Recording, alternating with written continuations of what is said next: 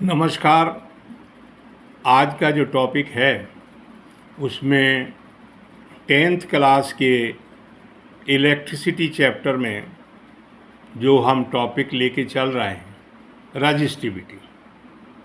देखिए, आप पहले हम बात कर चुके हैं रजिस्टेंस के अफेक्टिंग फैक्टर्स पे कि रजिस्टेंस किन किन फैक्टर्स पे डिपेंड करता है। Length of the conductor, area of cross section of a conductor, उसके बाद nature of the material of a conductor and temperature of the conductor. और वहाँ से एक रिलेशन आया था कि R प्रोपोर्शनल टू L होता है और R प्रोपोर्शनल टू 1/A होता है, यानी लेंथ के डायरेक्टली प्रोपोर्शनल होता है रेजिस्टेंस और एरिया ऑफ क्रॉस सेक्शन के इन्वर्सली प्रोपोर्शनल होता है। वहाँ पे एक रिलेशन बना था R प्रोपोर्शनल टू L/A जब हमने दोनों को कंबाइंड किया था। अब आप देखें कि जब इनको कंबाइंड करने के बाद इसका प्रोपोर्शनलिटी हटाएंगे तो प्रोपोर्शनलिटी जब भी हटता है तो आपको पता है फिजिक्स के अंदर जो है या किसी भी साइंस में, चाहे केमिस्ट्री हो चाहे फिजिक्स हो, सब में प्रोपोर्शनलिटी हटेगा तो क्या आएगा, एक कांस्टेंट आएगा। तो कांस्टेंट जो है R = रो L/A, ये कांस्टेंट आया जिसको हम प्रोनाउंस करते हैं रो से। रो क्या है, ये जो है इसको हम प्रोपोर्शनलिटी कांस्टेंट, जिसको हम रजिस्टिविटी भी बोलते हैं,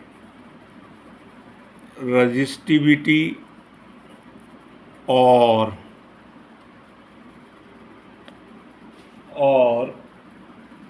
specific resistance, specific resistance, resistivity बोल सकते हैं या फिर स्पेसिफिक रेजिस्टेंस बोल सकते हैं। दिस इज प्रोपोर्शनलिटी कांस्टेंट रो। अब आप देखें कि इसमें रो को निकालें तो रो = क्या बना, रो = R × A/L, ये बना। अब यहाँ से हम देखें, अगर इसमें आप जो है A जो है 1 मीटर स्क्वायर हो, L = 1 मीटर हो अगर, तो रो = क्या होगा, R। ये हम रजिस्टिविटी की डेफिनेशन निकाल सकते हैं। यानी रजिस्टिविटी ऑफ ए सब्सटेंस, आप देखिए ये न्यूमेरिकल डेफिनेशन बोली जाती है, इनको न्यूमेरिकल डेफिनेशन।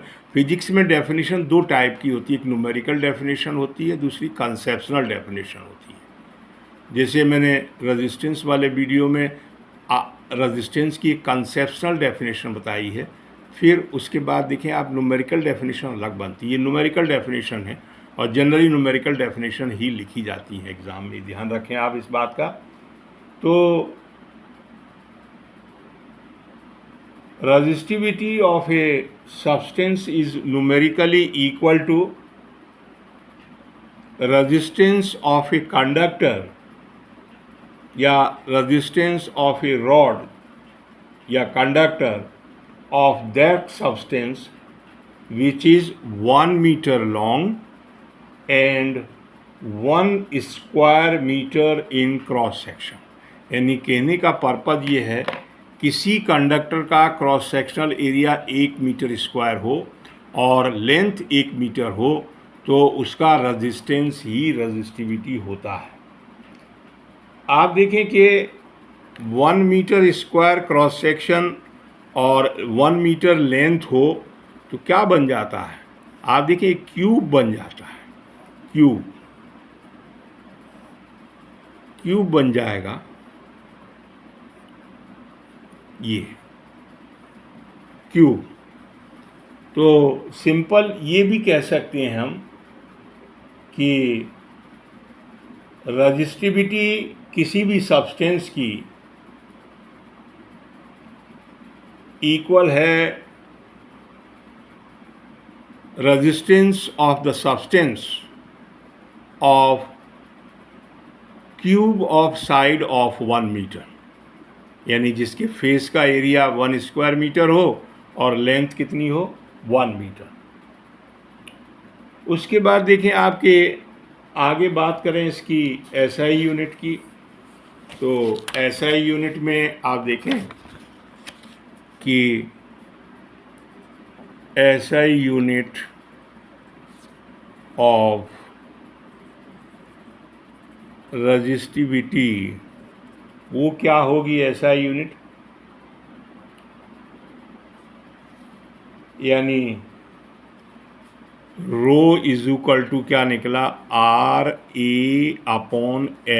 आर की यूनिट क्या हुई ओम, इसकी यूनिट मीटर स्क्वायर और इसकी मीटर। 1 मीटर से 1 मीटर कैंसिल हो गया तो यूनिट हो गई ओम इंटू मीटर, यानी ओम इंटू मीटर, ये यूनिट बन जाती है ओम इंटू मीटर रजिस्टिविटी की यूनिट। अब आप देखें कि मेन इम्पॉर्टेंट बात कि रजिस्टिविटी क्या लेंथ पे, जैसे रेजिस्टेंस लेंथ पे डिपेंड करता है और क्रॉस सेक्शनल एरिया पे डिपेंड करता है रजिस्टिविटी। ये हमेशा ध्यान रखिए कि रजिस्टिविटी डज नॉट डिपेंड्स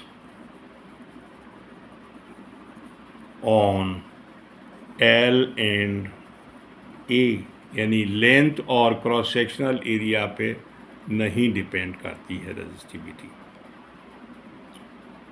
ये केवल डिपेंड करती है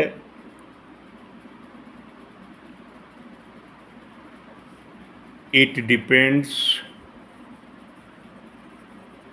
on nature of substance and temperature और नेचर ऑफ सब्सटेंस पे डिपेंड करती है। ये ध्यान रखिए इस बात का। And temperature and nature of the substance. आप ये भी ध्यान रखिए कि resistivity is a characteristic property of a substance, characteristic property of the material.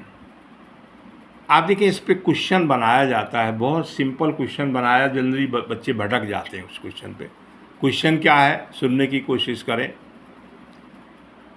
A copper wire length of 1 metre is stressed and make double length and half cross sectional area, then what will be the new specific resistance? तो generally बच्चे क्या करते हैं कि वो R proportional to L/A वो दिमाग में रहता है, तो लेंथ डबल कर दी, क्रॉस सेक्शनल एरिया हाफ कर दिया, क्या न्यू होगा ये कैलकुलेशन करने लगते हैं। पर ये ध्यान रखिए it is a specific resistance is a characteristic property, it does not depends on the length and cross sectional area. ये नेचर ऑफ द मटेरियल पे डिपेंड करता है। मटेरियल कॉपर का कॉपर ही रहा है तो आप चाहे उसको स्ट्रेच कर दें, डबल कर दें या डाया बढ़ा दें, लेंथ बढ़ा दें, जब तक कॉपर चेंज नहीं हो रहा है तब तक स्पेसिफिक रेजिस्टेंस चेंज नहीं होगा। ये बहुत ही इम्पॉर्टेंट क्वेश्चन है। आप देखें ये 10th क्लास लेवल पर नहीं है, 12th क्लास लेवल में भी ये 1 मार्क्स में क्वेश्चन पूछा जाता है। तो हमेशा ध्यान रखिए कि specific resistance is a characteristic property of a substance या ऑफ ए कंडक्टर, जो भी है उसके हिसाब से आप बोल सकते हैं। और रजिस्टिविटी जो है आप देखें कि मेटल्स में जैसे कॉपर है, एल्युमिनियम है, आपका जिंक है, ये सब मेटल्स में आते हैं। उसके बाद एलॉयज़ भी हुए हैं। एलॉयज़ में जैसे मैंने आपको नाम बताए थे, मैग्नीन हैं, कॉन्स्टेंटन हैं और आपका नाइक्रोम है। ये एलॉयज़ का जो स्पेसिफिक रेजिस्टेंस होता है वो प्योर मेटल से बहुत ज़्यादा होता है। मैंने एक एग्जाम्पल भी दिया था कॉपर का और नाइक्रोम वायर का, तो काफ़ी हायर होता है इसमें।